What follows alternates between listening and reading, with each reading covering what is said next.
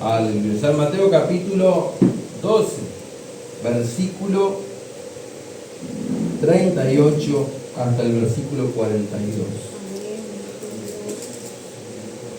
¿Tienen todos, hermanos? San Mateo 12, 38. La generación perversa demanda señal.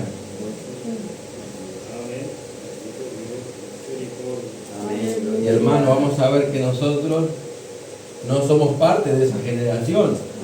Aunque el corazón humano dice que es maligno y perverso. Pero nosotros vivimos en medio de una generación perversa.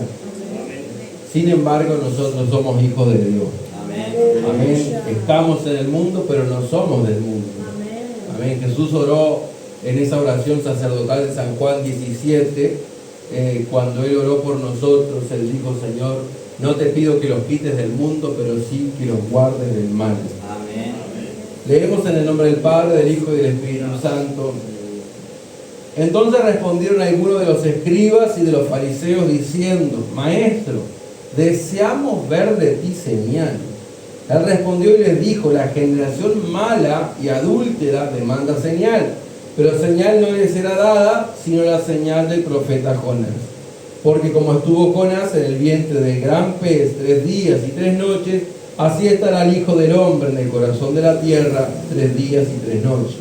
Los hombres de Nínive se levantarán en el juicio con esta generación y la condenarán, porque ellos se arrepintieron a la predicación de Jonás, y aquí más que Jonás en este lugar. La reina del sur se levantará en el juicio con esta generación y la condenará, porque ella vino de los fines de la tierra para oír la sabiduría de Salomón, y aquí más que Salomón en este lugar. Amén. Padre celestial, gracias. Gracias porque tú estás entre nosotros. Gracias porque tú estás con nosotros a través de la persona de tu Espíritu Santo. Señor, que tu palabra una vez más ministre en nuestros corazones, que ella corra y sea glorificada. Señor, tú sigas rompiendo cadenas en medio de nosotros, Señor, en nuestras vidas. Dios mío, si todavía hay ataduras, tú las rompas, Padre, en el nombre de Jesús, porque dice tu palabra que la unción pudre los yugos, Padre. En el nombre de Jesús, glorifica tu nombre, que tu palabra bendiga y ministre tu iglesia, nuestras vidas, que necesitan ser ministradas por tu palabra, tocadas por ella y por tu Espíritu Santo. Y recibe la gloria, honra y alabanza porque es tuya, Señor. Usa mi vida y bendice tu iglesia. Amén y amén. Tomen asiento, hermanos, alabando a Dios que está en este lugar. Amén. Gloria al Señor. Hermano, meditaba en esta palabra que estamos leyendo y pensaba en lo que les decía antes de leer. La generación perversa que demanda señal. En esta palabra de Jesús nos indica que no es la única vez que se refirió a la gente que se acerca, pero con la motivación o con el propósito equivocado al Señor. Hoy yo decía, a la mayoría nos ha traído a Cristo el dolor, la desesperación, pero gracias a su misericordia, que cuando encontramos el alivio, también encontramos que Dios nos marcó el camino, nos orientó, para que nosotros no vivamos dependiendo del Dios que nos ayuda solo cuando estamos en problemas, sino del Dios que vino a ser Rey y Señor de nuestras vidas. Es nuestro Salvador, pero es nuestro Señor también. Y cuando las cosas se acomodan, sigue siendo nuestro Señor y nuestro Salvador. Cuando, hermanos, las aguas están turbulentas, nos agarramos de Dios, pero cuando las aguas se calman, porque de Jesús decían: ¿quién es este que los vientos y el mar le obedecen? Cuando Él trae la tranquilidad, Él tiene que ser el Señor de quien nosotros nos abrazamos y a quien nos aferramos también. Los fariseos, y los, en este caso, escribas, como en otro caso los saduceos, que eran otra secta distinta, se acercaban a Jesús, hermanos, con la motivación de llenar su deseo egoísta y movidos también por su incredulidad. Y son cosas y decisiones bastante equivocadas cuando uno quiere ver algo que no es la voluntad y el agrado de Dios. Y Jesús, hermano, como decimos, sin pelos en la lengua, siempre dejaba en claro, hermanos, porque dice que Él veía los corazones, que Él conocía los pensamientos de todos. Cuando se acercaba a la gente, Él sabía lo que había en el corazón del hombre. Toda la vida Dios ha sabido lo que hay en el corazón del hombre. Entonces inmediatamente, hermanos, el Señor, cuando nos acercamos a Él, nos hace como una radiografía, ¿cierto? Nos hace algo más profundo. Los que saben más de medicina lo pueden explicar, pero Él nos estudia y nos analiza profundamente. Entonces sabe cómo llegamos, sabe el problema, la necesidad, la frustración. Si venimos decepcionados, si venimos deprimidos, sabe cómo venimos, entonces puede ir directo al problema. Pero sabe también cuando venimos, hermanos, movidos como esta gente que decía, maestro, eso ya quiero que con mucha salamería, maestro, porque ellos no lo reconocían como maestro en el fondo de su corazón.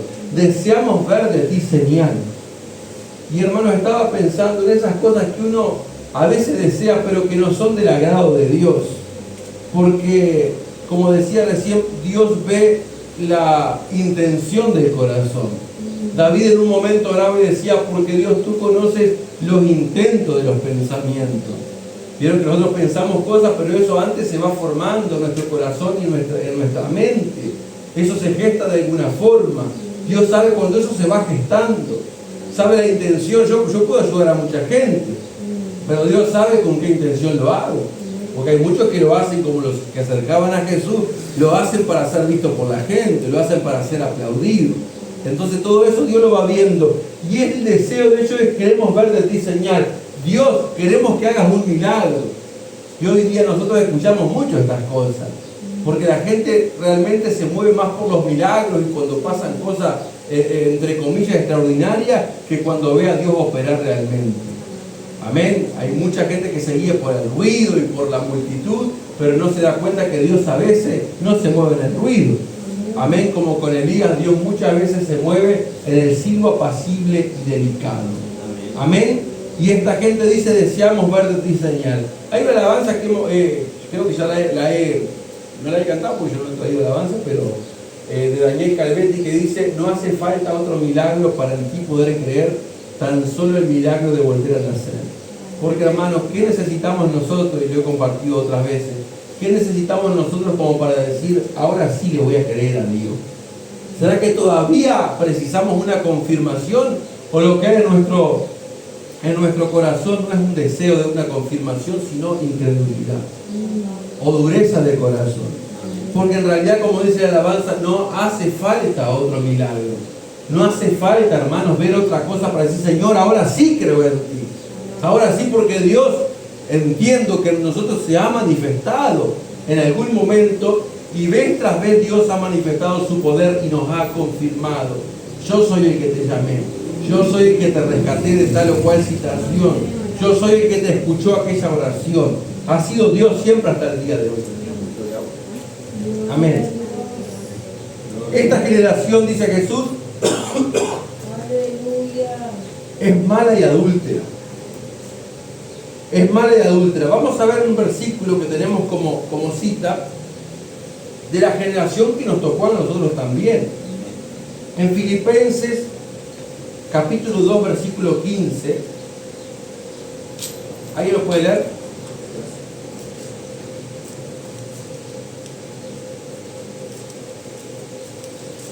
Filipenses capítulo 2, versículo 15.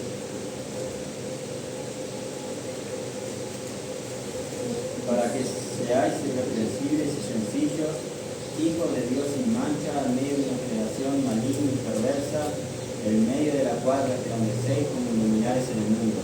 Amén, hermanos. ¿Qué somos nosotros? ¿Somos la generación mala y perversa? ¿O adúltera y mala? Nosotros somos hijos de Dios sin mancha. Es decir, se marca la diferencia. Somos hijos de un Dios santo que nos demanda también a nosotros santidad. Pero vivimos en medio de una generación, dice, maligna y perversa. Y siempre se ha marcado esa diferencia entre los que son de Dios, hijos de Dios sin mancha, y entre esta generación.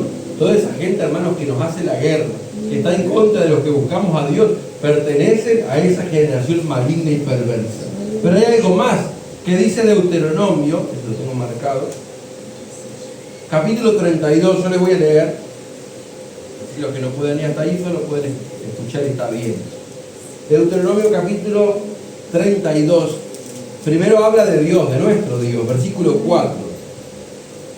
Una canción de Moisés. Deuteronomio 32, 4 dice, hablando de Dios, Él es la roca, cuya obra es perfecta, porque todos sus caminos son rectitud. Los caminos de Dios, está hablando de la forma de obrar de Dios, del mover de Dios.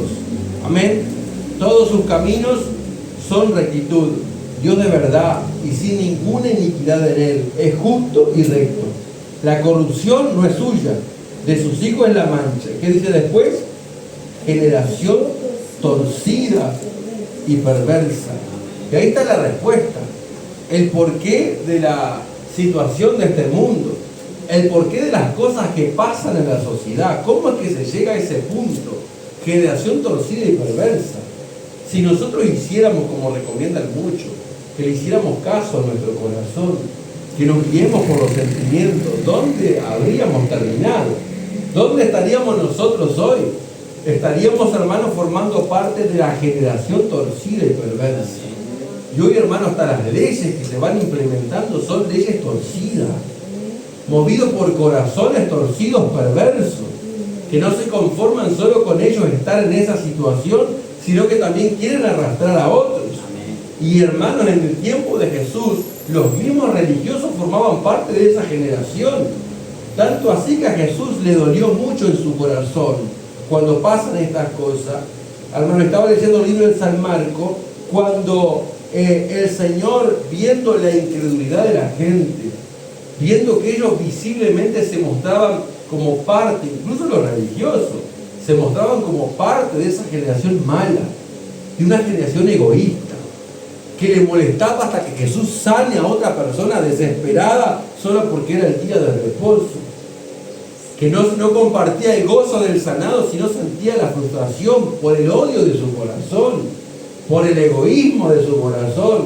Entonces Jesús, cuando ve todo esto y ni siquiera puede en algún determinado lugar hacer los milagros que Él quería, hermanos, dice que Él gime en su espíritu y habla de esa forma. ¿Cómo puede ser que esta generación llegue a ese punto? Mira el versículo el 34 del capítulo 12 de Mateo, donde estamos. Mateo 12, donde leímos, por el versículo 34. Recuerde que Dios ve las intenciones, que Dios conoce las motivaciones del corazón. Si son buenas, gloria a Dios, Dios va a obrar, Dios se va a glorificar. Ahí sí Dios va a hacer milagros y vamos a ver señales. Pero Dios veía otra cosa. Jesús, el Hijo de Dios, veía otra cosa. Y le dice de esta forma: generación de víboras. Así que generación mala, adúltera, perversa, torcida.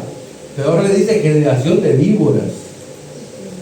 ¿Cómo podéis hablar lo bueno siendo malos? Porque de la abundancia del corazón habla la boca. El hombre bueno del buen tesoro de su corazón saca lo bueno, o saca buenas cosas. Y el hombre malo del mal tesoro saca malas cosas. Ustedes son malos, les dice. ¿Cómo van a hablar lo bueno si son malos? Y cuando le dice generación de víboras, por eso decía, el Señor Jesús no andaba con vueltas. No era gris, era negro o era blanco. Amén. Y si le dice víbora es porque estaban llenos de veneno. Amén. Porque donde ellos metían la boca solamente hacían daño, contaminaban, le hacían mal a los demás. En algún momento Jesús les dijo: ustedes no solamente no entran, ustedes se ponen en la puerta y no dejan entrar a los otros. Dios nos guarde de ese corazón, hermano. Porque creo que el peor corazón malo, como es aquel perverso, es el corazón religioso.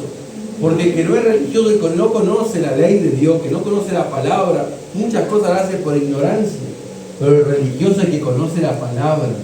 A veces tiene actitudes, hermanos, que son doblemente castigadas. Me refiero en sentido figurado porque conocemos la palabra, porque no tenemos excusa, porque actuamos y si hacemos en contra de Dios, lo hacemos a conciencia. Así que Dios nos guarde. Amén. Dios nos guarde. No es solamente conocer la ley, porque ellos la conocían bastante.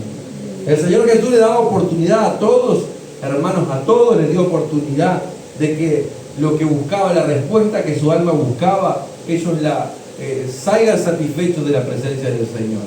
salgan con ese conflicto resuelto, porque uno viene a Dios con conflicto, amén, y ahora podemos tener conflicto, pero distinto. El conflicto que traemos es grande cuando venimos a Cristo, y el Señor le da oportunidad a religiosos y no religiosos, a conocedores de la ley, a ignorantes, porque no todos fueron malos. Hay casos como el de Nicodemo, que al final fue una persona que sencilla y humilde y fue honesto con Dios. Amén, fue honesto con Jesús, reconoció, se mostró ignorante y no le ocultó. Y el Señor pudo hacer la obra en esa vida. Después lo hizo en el caso del apóstol Pablo y más. Pero hubo casos, hermanos, en que el conflicto de esos corazones no fueron resueltos porque venían con la motivación equivocada. A ver, venían movidos, hermanos, por su deseo egoísta. Y hay gente que, hermanos, solo quiere que Dios le solucione su conflicto, pero después, chau, chau a Dios, como se dice. Después, hermanos, Dios por acá y yo por acá. Y esa no es la idea. Tal es el caso del joven rico, en San Lucas capítulo 18, versículo 18. Llegó a Jesús y se mostró humillado. Dice que hincada su rodilla delante de Jesús le dijo: Maestro bueno, ¿qué tengo que hacer para ser salvo? Para heredar la vida eterna. Porque ese vacío lo sentía en su corazón. Yo guardé todos los mandamientos, pero ¿qué tengo que hacer para ser salvo? Bueno, vende todo lo que tiene, dale a los pobres, tendrás tesoro en los cielos, y ven, sígueme. Y cuando escuchó esto, Jesús justo podía haberle dicho tantas cosas que haga le iba a hacer, pero hermano, el Señor va a lo que nos falta, porque Jesús le dijo: una cosa te falta, hermano, y el Señor, lo que está bien en nuestras vidas. No nos va a juzgar por lo que está bien, pero lo que está mal, Dios nos ayude a tener resuelto nuestro corazón en obedecer a Dios, porque siempre es mejor obedecer a Dios. Y cuando pasan estas cosas, dice que el joven rico se da vuelta y se va triste para atrás. Lo mismo pasa con Judas Iscariote, otra persona ambiciosa, que tuvo más que una oportunidad, porque estamos diciendo que Dios le da oportunidad a todos. Judas vivió 3 años o más de 3 años junto a Jesús. Recibió de primera mano, cara a cara con Jesús, sus enseñanzas. Vio más milagros que lo que nosotros leemos relatados en la palabra. Amén. Pudo sanar, pudo ser parte de aquellos que hicieron milagros. Sin embargo, la vida de Judas, ¿cómo terminó? Terminó formando parte de una generación maligna y perversa. Amén. Gloria al Señor. Y hay casos también como el que estamos leyendo, de más de un fariseo y escriba. ¿Y por qué se hace tanto énfasis en ello? Porque ellos conocían la ley mejor que nadie. Y ellos tenían que ser los que primero, cuando se les aparecía Jesús en la edad de su vida que sea, tenían que reconocerlo como el Mesías que estaban esperando. Porque imagínense estudiar la Biblia todos los días, de día y de noche, desde niños, para que cuando llegue el Mesías lo recibamos con lujo de detalle. La palabra mostraba que iba a aparecer el Mesías, y sin embargo, hermano, tener tan incorporada la ley en su memoria. Pero dice el Señor: bien dijo de ustedes Isaías, este pueblo me honra de labios, pero su corazón está lejos de mí. Y así lo veía Jesús. Amén. Y en su momento les dijo: ustedes, si conocen la palabra, se dan cuenta que la palabra habla de mí. Pero sin embargo, hermanos, ¿cómo se dejaron llevar por ese corazón egoísta? Dios nos ayuda a nosotros. Porque ¿qué es lo que deseamos ver de Dios? Si nos pregunta el Señor a nosotros, ¿qué deseamos ver del Señor? Porque esta gente llega y dice: Señor o Maestro, deseamos ver de ti señales. Y a veces lo que deseamos es algo egoísta. Amén. Algo que solo para nuestro interés, para nuestro ego, para alimentar nuestro ego. Amén. O por ambición, o por cosas que no son buenas ni son bíblicas. Sin embargo, dice el Señor: la generación mala y adúltera demanda señal, pero señal no le será dada, sino la señal del profeta Jonás. Porque como estuvo Jonás en el vientre de Gamprés 3 días y 3 noches, así estará el Hijo del Hombre en el corazón de la tierra 3 días y 3 noches. Y ahora vamos a estos 2 puntos finales. Los hombres de Nínive se levantarán en el juicio contra esta generación y la condenarán, porque ellos se arrepintieron a la predicación de Jonás, y aquí más que Jonás en este lugar. Amén. Gloria al Señor. Vieron que tenemos una cita para buscar el libro de Jonás, capítulo 3, versículo 5, para repasar este caso. cuál tiene que ser el deseo de nosotros y ver cuál es el deseo de Dios. El deseo de Dios ha sido arrepentimiento. Amén. Mientras que esta gente solamente buscaba un milagro, buscaba una señal. La pregunta es: ¿qué buscamos nosotros? Dice Jonás capítulo 3.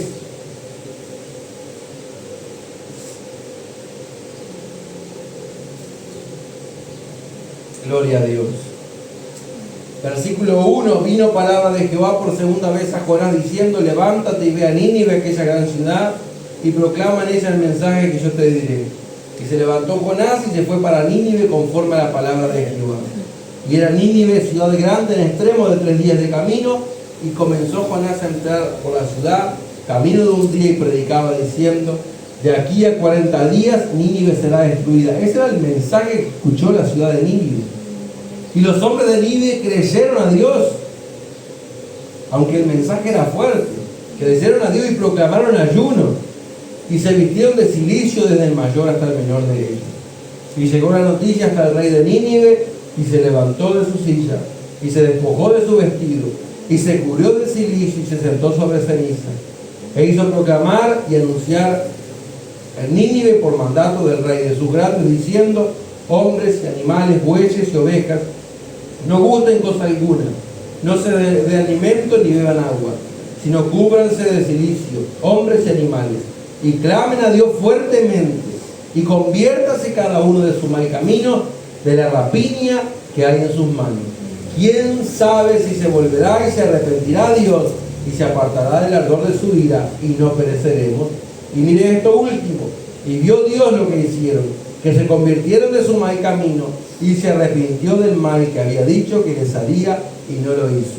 Dios buscaba arrepentimiento, y Dios busca todavía en la generación que vivimos nosotros. Dios busca arrepentimiento. Pero ¿qué demanda la generación?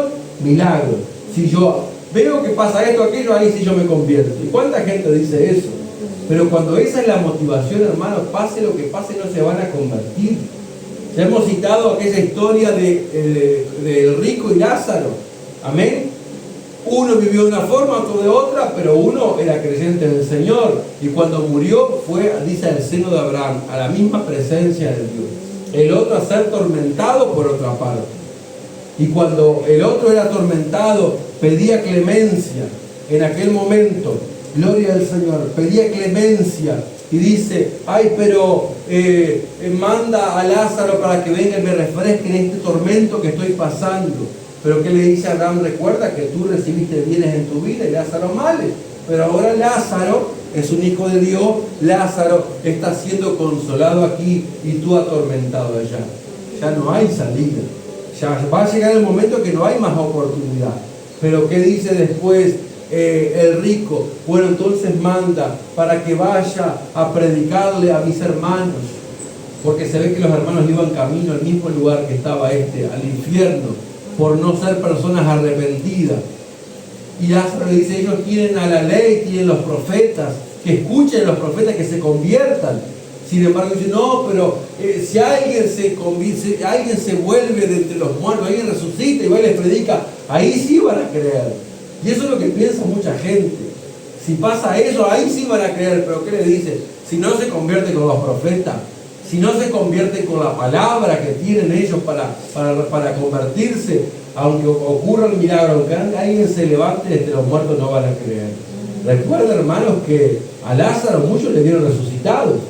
Pero ¿cuántos de los que vieron a Lázaro resucitado no se convirtieron nunca? Si usted recorre la ciudad, ¿cuánta gente incluso de sus conocidos vieron milagros en su vida?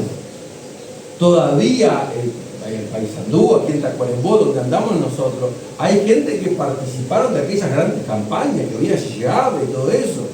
¿Cuántos recibieron milagros? ¿Cuántos saben? No porque a mi abuela Dios la sanó. Saben esas cosas. Saben que Dios es real. Saben que Dios hizo milagros. ¿Cuántos Dios hizo un milagro? Y ellos lo pueden confirmar. Sí, Dios hizo un milagro en mí, pero ¿por qué están ahí alejados? Porque la cuestión no es el milagro. Amén. La cuestión es la obediencia después. Y la Biblia dice que mucho Dios le dio, mucho se le va a demandar. Dios hace cosas en nuestra vida, pero después nos demanda. por misericordia, cuántas veces Dios nos atendió, pero ahora viene la demanda. Bueno, yo hice mi parte, dice Dios. Ahora falta tu parte. ¿Qué es lo que deseamos ver nosotros de Dios? ¿Qué está faltando todavía si nos falta compromiso en las cosas de Dios? ¿Qué está faltando? No, hasta que pase esto, aquello, ahí sí. ¿No será que ya no hace falta más milagros para comprometernos realmente con el Señor, para hacer su voluntad? ¿No será que ya está, ya es suficiente, que ahora la parte que está faltando es nuestra parte? Para decir, Señor, ahora sí me comprometo, te voy a servir, pero te voy a seguir de cerca, te voy a servir de cerca, te voy a buscar, voy a hacer tu voluntad. Amén. ¿Qué es lo que deseamos ver nosotros de parte de Dios? Amén. Esta gente buscaba milagros, pero Dios buscaba que se arrepientan. Que se arrepientan. Entonces cuando, incluso en el caso de Jonás no llegó a entender de toda esta situación o no a estar de acuerdo. Porque él prefería que Dios castigue a Nínive, pero bueno, ya sabemos la historia, Dios trató con él, el pez que lo tragó y demás. Y ahí, hermanos, se arrepintió de esa decisión, pero en su corazón seguía su corazón formando parte de la generación maligna y perversa. Porque Jonás no estaba de acuerdo con que Dios perdone a esta gente. Y Dios tiene que tratar con él en el capítulo 4, y tratar con él. Pero aún así termina el libro de Jonás con un Jonás enojado con Dios. Yo sabía, Dios, que tú los ibas a perdonar, porque yo sabía que tú eres misericordioso. Por eso no quería ir a predicarle. Pero Dios, que es grande en misericordia. Amén. Y como decía el rey, tal vez, que se conviertan todos, tal vez, quién sabe si Dios se vuelve y se arrepiente del mal que tenía pensado hacer. Amén, porque ese es nuestro Dios, hermano. Siempre Dios busca arrepentimiento. Y la Biblia dice que nosotros tenemos la mente de Cristo. Nosotros a veces deseamos lo mejor para la gente que nos rodea, para nuestros seres queridos. ¿Y qué será lo mejor para ellos? Dios piensa lo mejor para nosotros, y lo mejor fue que Él nos perdone, que Él nos salve. Fue entregar a su Hijo para nuestra salvación. Después lo otro, dice la Biblia, si le buscamos a Dios, viene por añadidura. Pero hermano, ¿qué será lo mejor para nosotros? Es la salvación de nuestra alma. Es que podamos después consagrar nuestra vida y servirle solamente a Dios. Pero esta gente buscaba otra cosa. ¿Con qué motivación se acercaba a la gente? Y ahora hace otra comparación. En el versículo 42, y dice, la reina del sur se levantará en el juicio con esta generación y la condenará, porque ella vino de los fines de la tierra para oír la sabiduría de Salomón. Miren el esfuerzo que hizo esta mujer. Y vamos al pasaje en 1 Reyes capítulo 10, y termina diciendo, y aquí más que Salomón en este lugar, y aquí también. Amén. Podemos decir más que Jonás en este lugar, y más que Salomón en este lugar.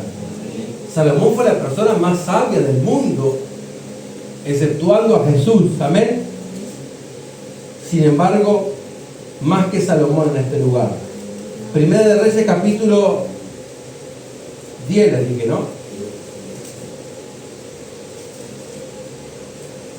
Miren qué lindo, hermanos, acercarnos con propósito al Señor, acercarnos con esfuerzo a Dios, acercarnos para escuchar su palabra y esperar de parte de Dios sus directrices, sus órdenes, para saber qué quiere de nosotros, para saber qué Dios tiene para decirnos. Primera de Reyes capítulo 10, versículo 1. Cuando habla de la reina del sur, se refiere a la reina de Sabá, el Señor Jesús. Amén. Primera de Reyes capítulo 10,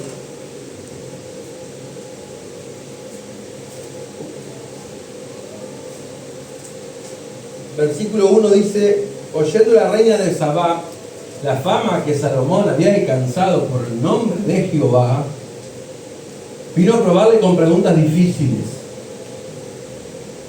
Y vino a Jerusalén con un séquito muy grande, con camellos cargados de especias, y oro en gran abundancia, y piedras preciosas. Y cuando vino a Salomón les puso, mire la actitud para hacer la comparativa con lo que dice Jesús.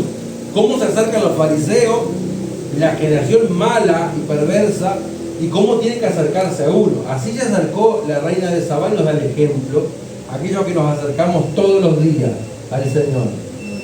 Dice el versículo 2, la segunda parte, y cuando vino a Salomón les puso todo lo que su corazón tenía. Así tenemos que hacer con el Señor también. Y Salomón le contestó todas sus preguntas, y nada hubo que el rey no le contestase.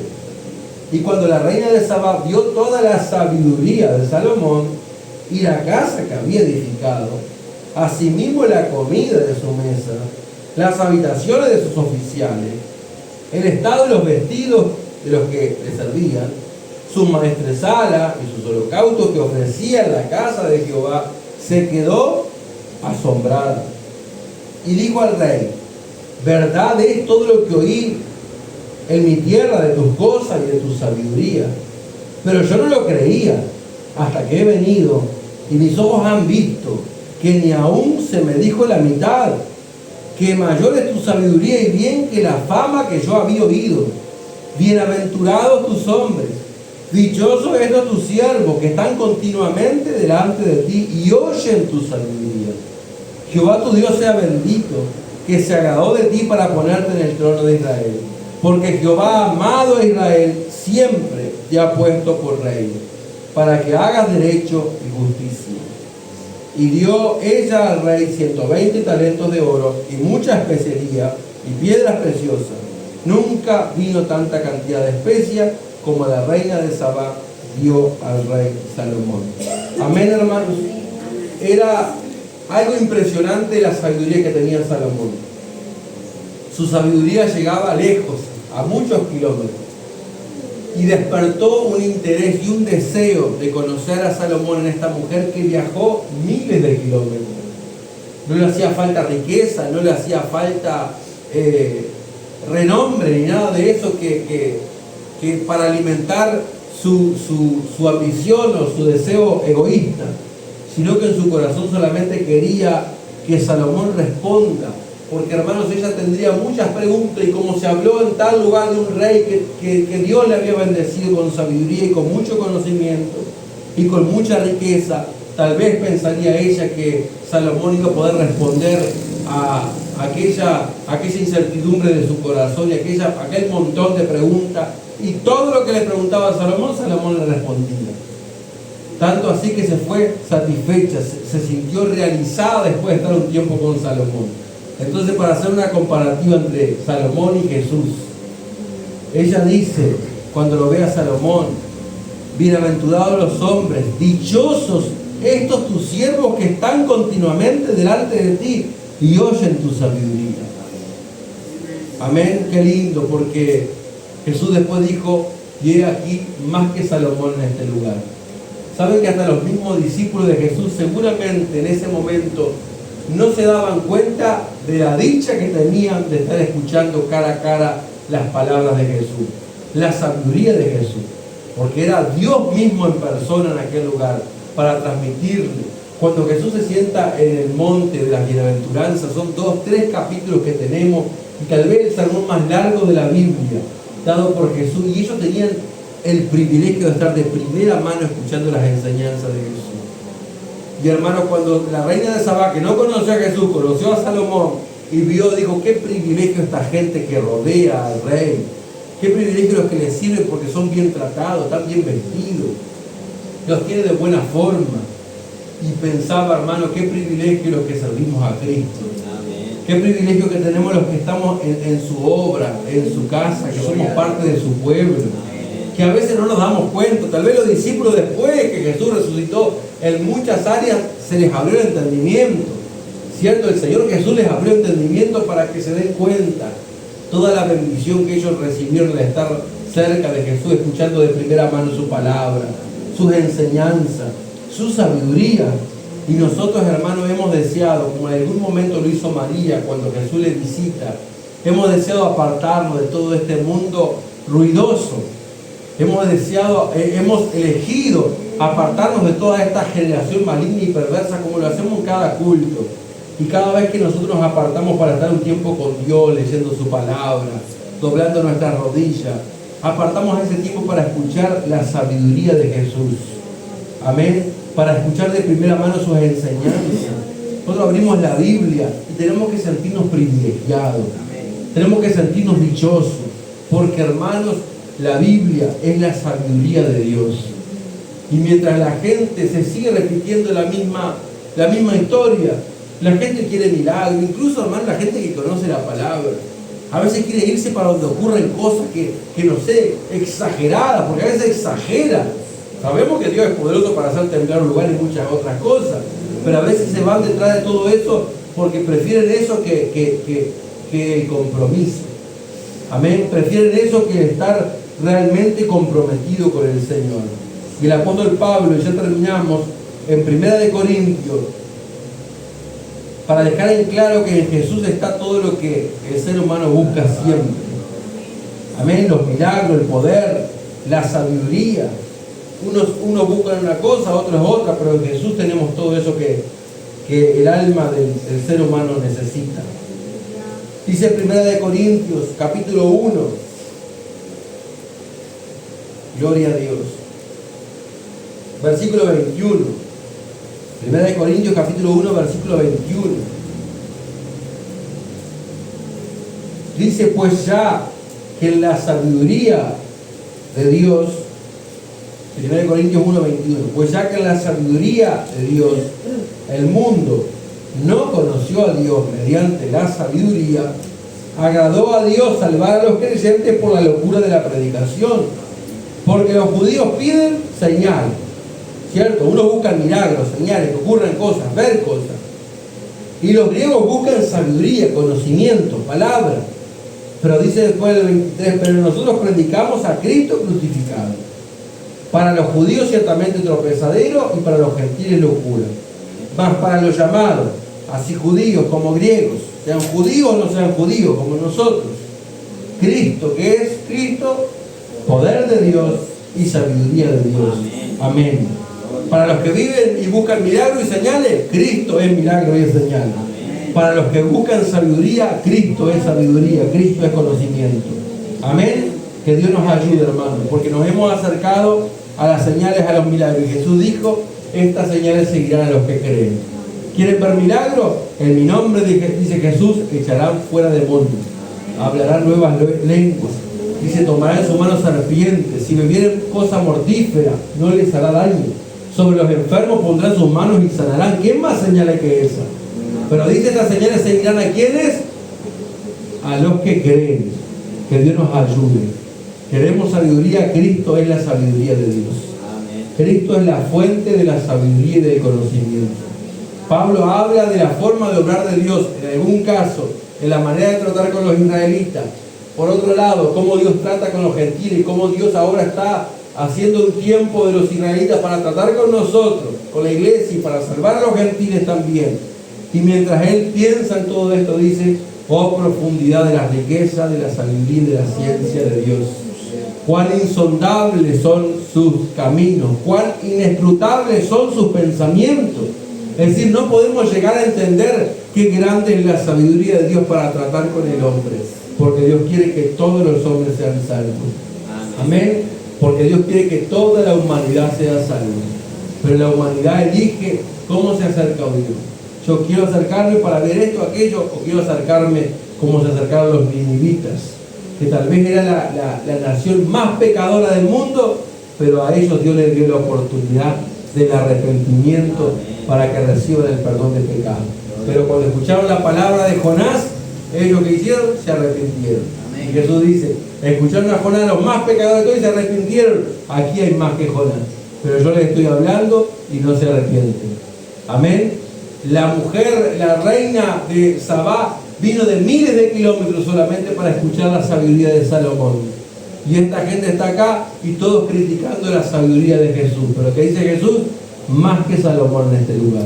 Amén. Y el día de hoy también lo que escuchamos, hermanos, es la sabiduría de Dios. Lo que vivimos en nosotros es el poder de Dios porque le creemos al Evangelio. Y dijo Pablo, yo no me avergüenzo del Evangelio porque el Evangelio es poder de Dios para salvación a todos los que creen. Vamos a orar, hermanos. Es poder de Dios para salvar a los que creen, a los perdidos. Pero también, hermano, es poder de Dios para ayudarnos a nosotros.